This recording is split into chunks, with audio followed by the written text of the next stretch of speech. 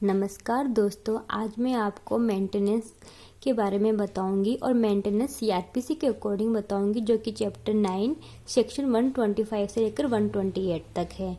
उससे पहले अगर आप इस चैनल पर नए हैं तो प्लीज़ चैनल को सब्सक्राइब कर लीजिए एंड अगर आपको वीडियो अच्छा लगे तो वीडियो को लाइक एंड शेयर कर लीजिए।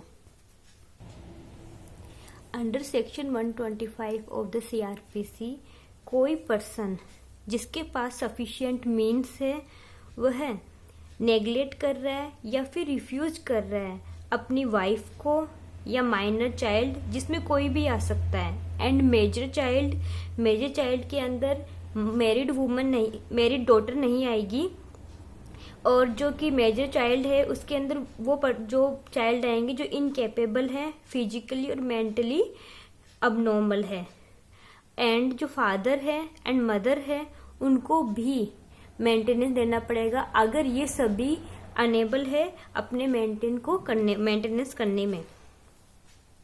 साथ ही साथ अगर जुडिशियल मजिस्ट्रेट को ऐसा लगता है कि वह अनेबल है मेंटेनेंस करने के अंदर, तो उनको इंटरिम मेंटेनेंस भी प्रोवाइड करवा सकता है, और इंटरिम मेंटेनेंस का डिस्पोजल विद इन 60 डेज के अंदर होना चाहिए। और माइनर जो फीमेल चाइल्ड है जो कि मैरिड है डॉटर, वो जब तक मेजोरिटी अटेंड नहीं कर लेती है और हस्बैंड के पास सफिशिएंट मीन्स नहीं है, तब उसके पेरेंट्स को उसका मेंटेनेंस देना पड़ेगा।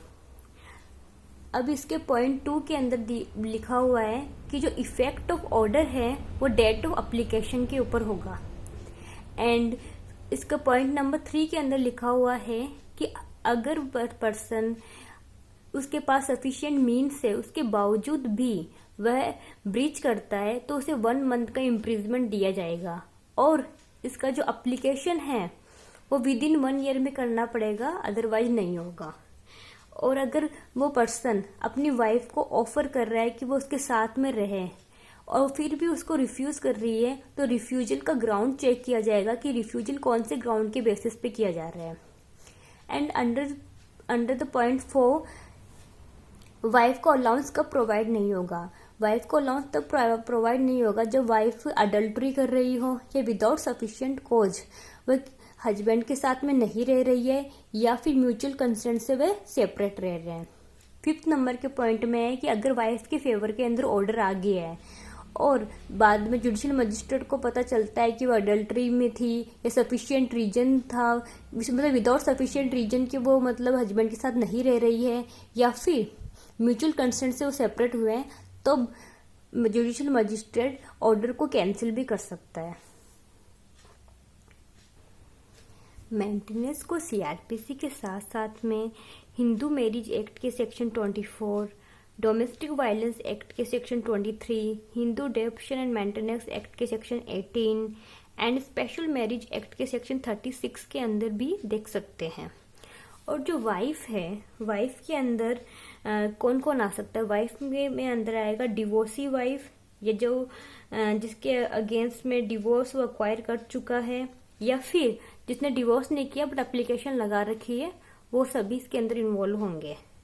एंड सेक्शन 126 के अंदर आ रही है प्रोसीजर में कहाँ मतलब प्रोसीजर कहाँ की जा सकती है, जहाँ पे वह रह रहा हो ही, एंड सेकंड पॉइंट में ही या वाइफ जहाँ रह रही हो, या फिर लास्टली जहाँ पे उसके साथ में रहा हो।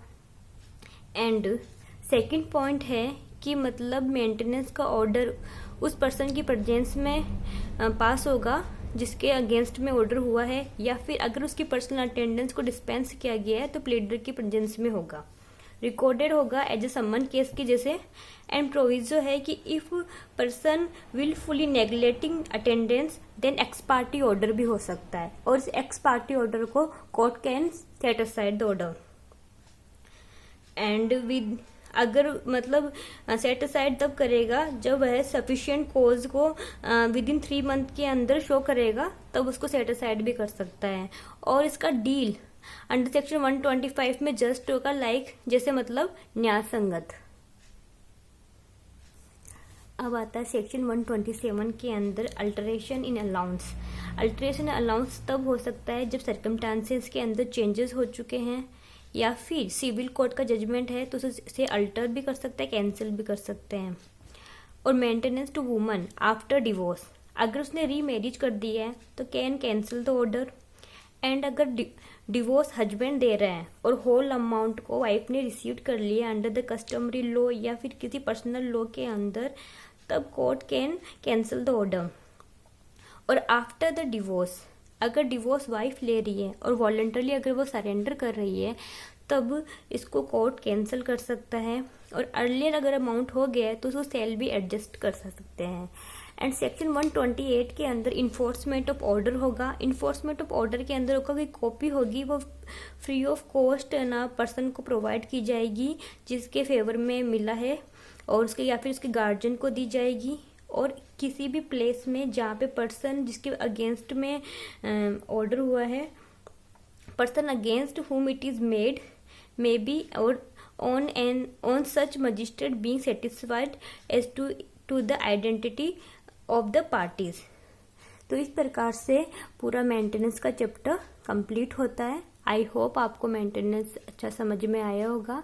तो प्लीज़ सब्सक्राइब कीजिए चैनल को और शेयर कीजिए और लाइक कीजिए वीडियो को। Thank you.